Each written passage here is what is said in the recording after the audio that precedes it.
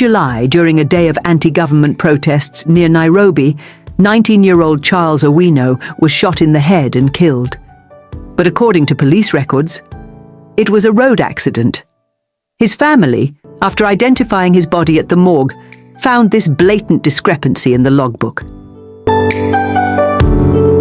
Another young man, 21-year-old Shaquille Obienju, met a similar fate. Police claimed his death was due to a road accident, yet the government's own autopsy revealed a gunshot wound to the neck. Two lives, two stories that should have been clear-cut, have been shrouded in conflicting narratives. And tragically, their stories are not unique. Kenya's morgue logbooks often record the cause of death provided by police when bodies are delivered.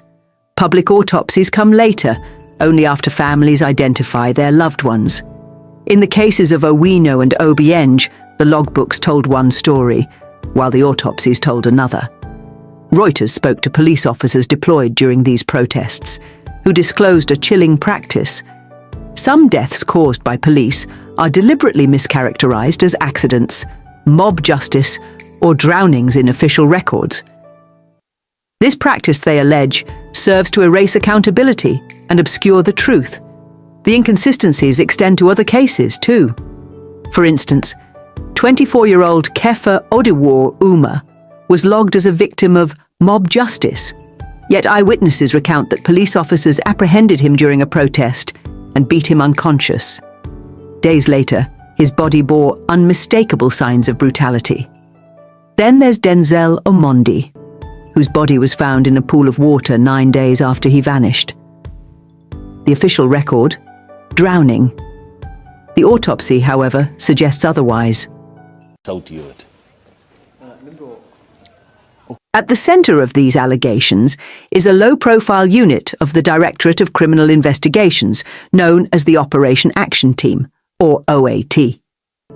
While police spokespeople deny knowledge of its activities, sources within the DCI and human rights organizations allege that OAT has been instrumental in abductions and extrajudicial killings. But where does accountability lie?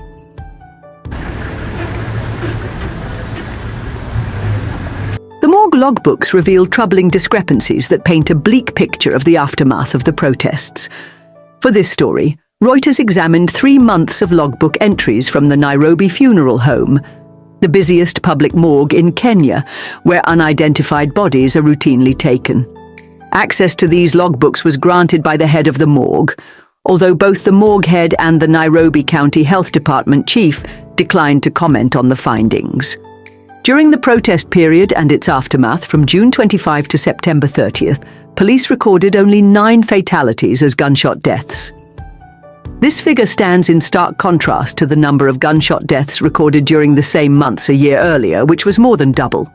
Strikingly, only 1 gunshot death was recorded between June 25th, the day protests erupted in Parliament, and June 30th, a period marked by some of the most violent clashes. In stark comparison, 94 deaths during this 3-month span were attributed by police to mob justice and drownings, a sharp rise from the 59 cases of similar causes reported in the same period the year before. Overall, the morgue received 694 bodies from police, representing a 25% increase from the previous year.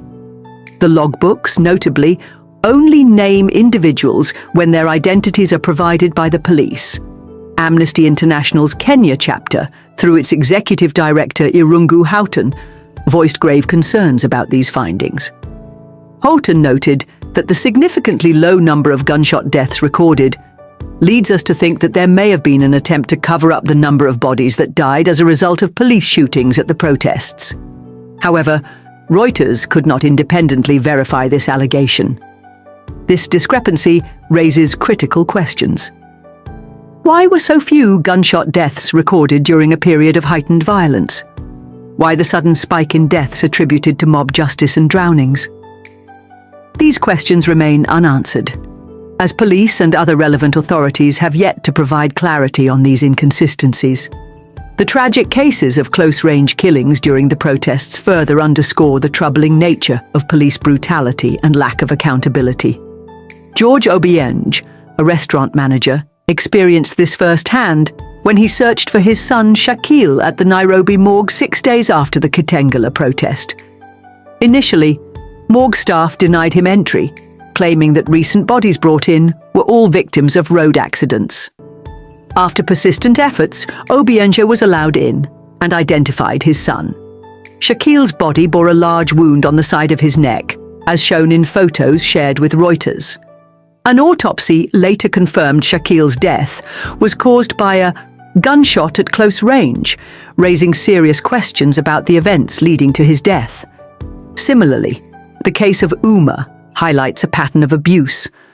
On July 3rd, during a protest, Uma and his friends were accosted by uniformed and plain-clothed police, beaten and bundled into a van. According to two friends and Uma's uncle, while most detainees were eventually released, Uma, unconscious and severely injured, was taken away by the police. 5 weeks later, his body was delivered to the Nairobi morgue, with police claiming he was found lying dead on a road. The post-mortem revealed multiple injuries from blunt force trauma. Disturbingly, his death was recorded in the morgue logbook as mob justice, and his uncle alleged. These incidents suggest potential attempts to obscure the true causes of death during the protests, with morgue records and police reports reflecting discrepancies that demand further investigation. Police brutality in Kenya has long been a contentious issue, with numerous allegations implicating specialized units. From 2019 to September 2022, Amnesty International's Kenya chapter attributed over 500 extrajudicial killings and dozens of enforced disappearances to the Directorate of Criminal Investigations (DCI) Special Service Unit (SSU). In October 2022, shortly after taking office, President William Ruto disbanded the SSU, accusing it of killing Kenyans arbitrarily. However, his predecessor, former President Uhuru Kenyatta, and police officials have not publicly addressed these allegations.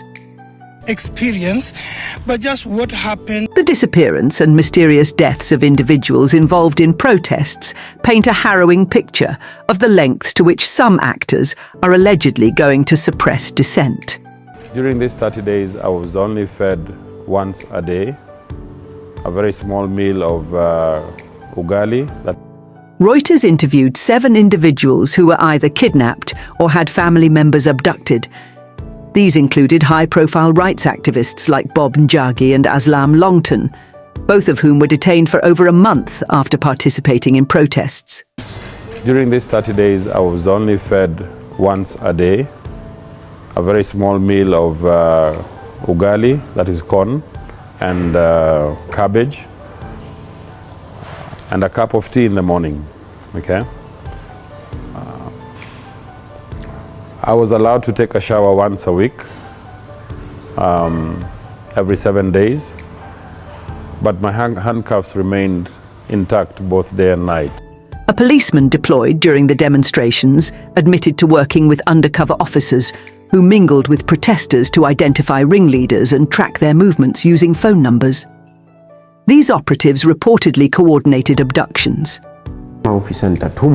Me, as an officer, I'll be sent there to pretend. I'm there, but undercover. Here is the person. Take their number. I can even send him or her money and talk about going back for protests the next day. At this point, I would have got them.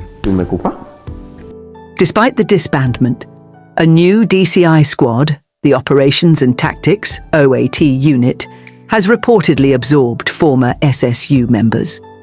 According to HRW's Otsino Namwaya, citing police contacts, this squad has been implicated in the ongoing clampdown on protesters. People in plain clothes, hiding their faces, basically covering their faces, they abduct people in a very violent, very threatening or scary way, and then they don't even take them to police stations. So in the first place, those things should not be happening.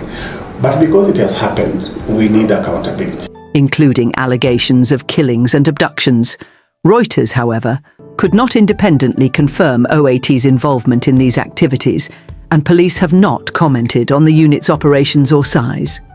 The continuation of alleged abuses under a rebranded unit raises questions about the effectiveness of reforms and the government's commitment to ending impunity for police violence.